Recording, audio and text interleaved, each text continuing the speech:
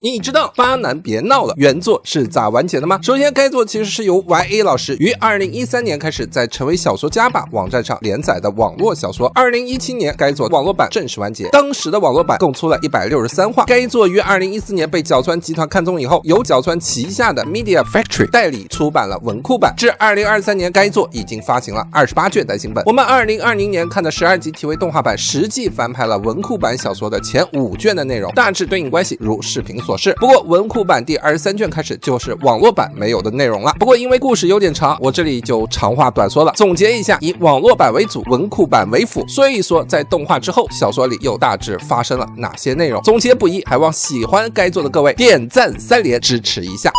首先，接在动画版的最后，男主平定了自己家长兄的叛乱，男主被他们的国王封为了伯爵，成为了自己宗主布雷希洛德藩侯底下最强的势力。同时，男主也成为了自己家族的继承人，原家族领地给了二哥管理，而男主的大嫂和侄子们怕因为当初男主大哥杀害的贵族的事情而受到牵连，所以大嫂他们搬至了男主的领地内居住。此时，男主现有的老婆是大老婆爱丽丝，二老婆伊娜，三老婆路易斯，四老婆威尔玛啊，对，没错，威尔玛也被要求让男主娶了她。而此时男主被国王安排去开发他自己领地的南方驻地，给国家开疆拓土。但男主辛嘉诚啊，就是这个绿毛男实在是太鬼畜了，给男主的工作安排的满满的。男主为了能够忙里偷闲，借着自己还是冒险者的身份，趁机带着自己的老婆们去到了冒险者公会，去解决各种新发现的古代遗迹和魔物的问题。结果在此期间，一个紫毛女人送外号暴风的女魔法师卡特琳娜各种来找男主麻烦，一会儿是要跟男主比试魔法能力，一会儿蹭男主的团队一起冒险要分奖励。实际上这个卡特琳娜是一个此前就已经被剥夺爵位的落魄的贵族家的长女，为了让家族复兴，卡特琳娜故意找男主麻烦，希望男主注意到她，未来能够协助她复兴家族。结果紫毛在男主家洗澡时没关门，男主看了一个正着，然后紫毛就向男主的其他太太们哭诉，说自己家世多么的凄惨，如今还被男主看了个精光。但好在男主已经有了4个老婆了，所以4个老婆一致商量下决定让男主娶了紫毛卡特琳娜。男主顺水人情就从了。国王知道男主又纳妾的事儿以后并不反对，甚至卡特琳娜还因此恢复了家族爵位，未来他和男主的孩子还被国王允诺可以继承爵位，并且在此期间男主发现男主跟别的女人嘿嘿嘿，就会让自己和妹子们的魔力都得到提升啊！好家伙，整个一个魔力提取机。这就使得男主有了5个老婆以后，5个老婆的魔法能力都变得超厉害。男主发展到这一步是要准备去跟5个老婆的婚事的，结果突然有一个叫布罗瓦的侯爵派人跑到了男主领地来捣乱，一调查才得知布罗瓦和男主的宗主布雷希洛德藩侯不对付，两边人正在因为领地的边界在北方对峙，因为怕男主支援自己的宗主，所以布罗瓦侯爵家的人来男主这边捣乱。但男主抓住了这几个捣乱分子之后，布罗瓦家族又派了布罗瓦侯爵的私生女卡露拉来求和，以此拖延男主支援的速度。但卡露拉却暴露了，其实布罗瓦家族内部因为当家病重，几个继承人为了继承土地和爵位才故意搞了这一场骚乱，所以卡露拉也希望男主能够解决事端。于是男主一边派自己的基友保护卡露拉，一边带着自己的后宫团去了北方支援自己的宗主。以男主的战斗力，布罗瓦家的人被打得节节败退，但布罗瓦家的人始终不乐意承受战败要付出的代价，是男主主动站出来说服，让布罗瓦所管辖的某个遗迹来当做赔款。因为遗迹内有大量的魔物，布罗瓦家族的人也没有办法攻略，所以就顺水人情当做赔款交给了男主的宗主。同时这2大侯爵也借此彻底停了战。而在这一次争端的过程中，男主好基友爱上了卡露拉，卡露拉也正好是适婚年龄，所以卡露拉也心甘情愿的向大家介绍了他的未婚夫，一个长得特别像基友的别的贵族。基友因为是后来的，错失了机会，失恋这事儿让基友疯到每天跟空气谈恋爱。男主实在看不下去了，就给基友办了一个相亲会，结果男主反而给自己的哥哥们找了一大堆二太太。男主又要给自己的哥哥们忙婚礼，又要给自己忙跟5个老婆的婚礼，差点没把自己给累趴下。幸亏男主的爸爸在此期间给予了不少帮助，于是结婚后男主的爸爸叫男主跟自己的大嫂一起了解一下如何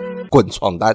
名义上说这是一个习俗，贵族家族结婚前都会去找一个寡妇来让贵族了解一下莎士比亚，但其实男主他爸是怕未来男主对大哥的2个儿子下毒手，所以暗中撮合男主收了大嫂作为情人。俗话说得好，好吃不如嫂子，好玩不如饺子。但男主毕竟是有了5个老婆的人，于是男主跟自己的嫂子住了1个月没有回家，并且在此期间，男主还允诺了大哥的2个儿子未来能够继承男主领地的一部分。大嫂也正式成为了男主的情妇，并被安排到了男主家成了女仆长。男主家其他的老婆们知道这件事以后都很高兴，然后疯狂的让男主交粮。在榨干男主的2个月后，国王突然让男主作为出访团去隔壁邻国帝国进行友好访问。因为帝国前国王驾崩，最近正在进行选举，为了避免战事，所以男主的国王希望男主去展现国威，并亲善2国关系。男主去了以后，男主得到了拥有皇族血统的泰雷斯女公爵的接待。泰雷斯也有选举成为国王的资质，但泰雷斯毕竟是个女人，泰雷斯怕自己被其他贵族利用，所以她一直没有结婚。泰雷斯见到男主以后反而春心荡漾，甚至泰雷斯希望私底下见男主的种子一用，生个私生子什么的，但这事儿被其他的老婆们给阻止了。就在其他老婆们逼着男主出访期间交粮的时候，帝国内发生了政变，名为纽伦贝尔格公爵突然造反，扶持了一个傀儡皇帝，并追杀其他的皇帝候选人。男主他们怕受牵连，便大半夜的动身准备回国。结果路上男主恰巧救下了皇帝候选人之一的泰雷斯，因为追杀的人很快就赶到了，男主情急之下也顾不了那么多，杀了追兵，按照泰雷斯的建议一起逃到了最近的邻国瑞穗国避难。瑞穗国是一个近似日本古代文化的国家，但是不知道为什么这个国家拥有黑科技，使得帝国一直没能吞并这里。一听到帝国内乱，瑞穗国为了解决长期被帝国骚扰的问题，所以瑞穗国很乐意协助泰雷斯去推翻艾哈德的伪政权。巧的是，男主的基友在瑞穗国找到了一个跟卡罗拉气质很像的侍女藤林瑶，并最终男主的基友跟瑶坠入了爱河，成了一对。而男主这边的国王听到了帝国内乱以后，便请求男主在帝国继续行动，以保证未来帝国能够朝着对他们国家有利的方向发展。就这样，男主也加入了泰雷斯的联军，一路杀奔到了帝国的首都。结果纽伦贝尔格公爵不仅私底下请来了一个魔族考古学者成为自己的智囊幕僚，同时艾哈德还有一个死灵法师，靠木偶能够召唤出男主已死的师傅。几次的照面战斗，男主都被打得喘不过气来，但随着男主战斗经验的增长，再加上男主对古代遗迹的研究，发明了魔法大炮。男主他们的联军最终打败了死灵法师，释放了师傅的灵魂，击败了纽伦贝尔格公爵，靠魔族弄来的巨象俘虏了魔族的考古学家。纽伦贝尔格也最终战死，傀儡皇帝后来退位，由傀儡皇帝的3皇子继位。但是泰雷斯家里的几个哥哥与老皇后串通，大半夜去搞暗杀，想要扶持泰雷斯搞一个新政权，结果暗杀未遂，最终泰雷斯的哥哥们全被刺毒酒毒死了，泰雷斯也因此受牵连，爵位被剥夺。泰雷斯则索性利用了这次变故，投靠了男主，移居到了男主的领地，作为帝国和王国的亲善大使。私底下则是作为男主的情人，以不入籍的方式成为了男主没有名分的老婆。讲到这里，男主已经有5个老婆和2个情人了，但实际上这还没完。在帝国期间，男主捡回来了一个他宗主当年出访时搞出来的私生女。宗主不仅后来认了这个私生女，并且还跟男主约定，这个私生女成人以后就嫁给男主做小。而后男主承接了一个遗迹的开发任务，在开发期间，男主遇到了一个单枪匹马能够打败巨龙的冒险者少女卡奇亚。卡奇亚是某骑士绝家的小女儿。男主开发的这个遗迹是一个古代隧道，最终这个隧道通往卡奇亚家这个骑士爵的领地中。本来卡奇亚搞了一个比武招亲，想要靠自己武力打败所有人来证明自己家族的实力，赢得遗迹的经营权。结果卡奇亚最终在比武招亲中输给了男主，成为了男主的小老婆。隧道经营权最终也落到了男主的手里，同时也包括卡奇亚家族也成为了男主的附庸。更搞笑的是，卡奇亚有一个大他10岁的女师傅丽莎，一直嫁不出去。一听到卡奇亚嫁出去了以后，气得跑来找茬。丽莎来了以后，却敏锐地发现了卡奇亚魔力增进的特别多，于是粗暴性格的丽莎死缠烂打，不肯离开这里，非要知道男主身边的这些女人为啥魔力提高的这么快。这惹得男主实在没辙，便提出了单挑的建议，希望打败丽莎以后，丽莎能够识趣的离开这里。结果男主出手太重了，一不小心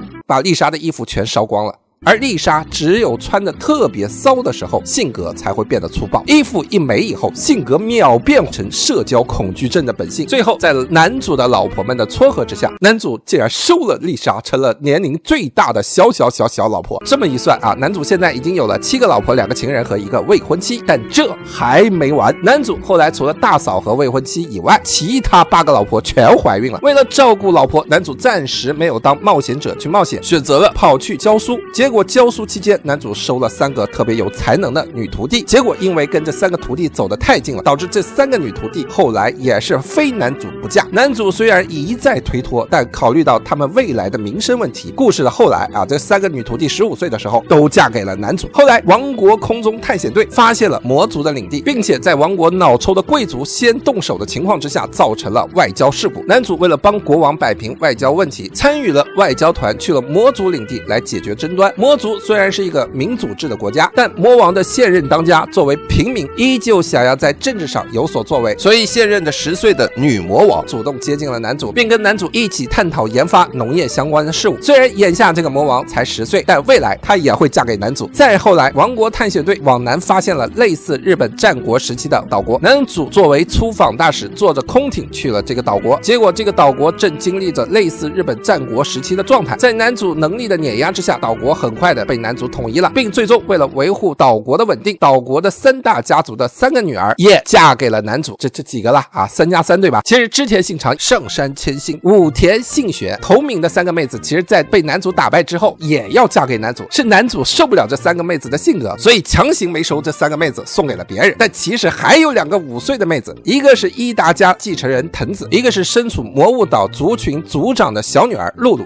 也跟男主暧昧的说未来要嫁给男主。到这里故事正好讲到了网络版的第158话。按照网络版的剧情，后面故事是直接跳到了3年后，男主退位，把家族的事情交给了自己的嫡长子，男主则被导师推举成为了新的王国首席大法师。网络版最后说了男主老婆情人多到数不清，最后一话甚至是讲述了几代人之后，男主他的子嗣们依旧继承着男主的遗产，成了这个国家不可小视的贵族。但网络版并没有细说男主和魔王的爱情故事，而文库版接在158话之后，正好是第23卷，补全了魔王的故事。23卷之后讲述了男主在南方岛国之后，又去了北方的大雪地，发现了新的遗迹，但这时候魔族好战派跟王国打了起来，并把男主和男主的导师都打死了。但在地狱，男主接受了他的师傅的特训，并且开始了一段征服地狱龙之旅，男主的能力也因此得到了提升。随后在男主和伙伴们的努力之下，男主和导师得到了复活的机会，于是男主带领着自己的导师与侵略王国的魔族军队展开了大决战。最终男主好不容易迎来了和平，还收了魔王。但第28卷又说了一个之前跟男主过不去的伯爵，他的怨念被人利用做成了怪物，怪物来到了南方岛国上，成了不断给男主找麻烦的不死之物。也就是说文库版他写到这，他还能继续写，而且男主老婆的数量可能还会增加。以上就是巴男别闹的在动画之后的大致故事剧情。那么各位看到这以后是有啥看法与想法呢？赶紧在评论区留言与我们分享吧。你还想看哪部动漫的原作是大完结的？本期视频点赞过3万，我就3天之内做出下期视频，望各位多多点赞，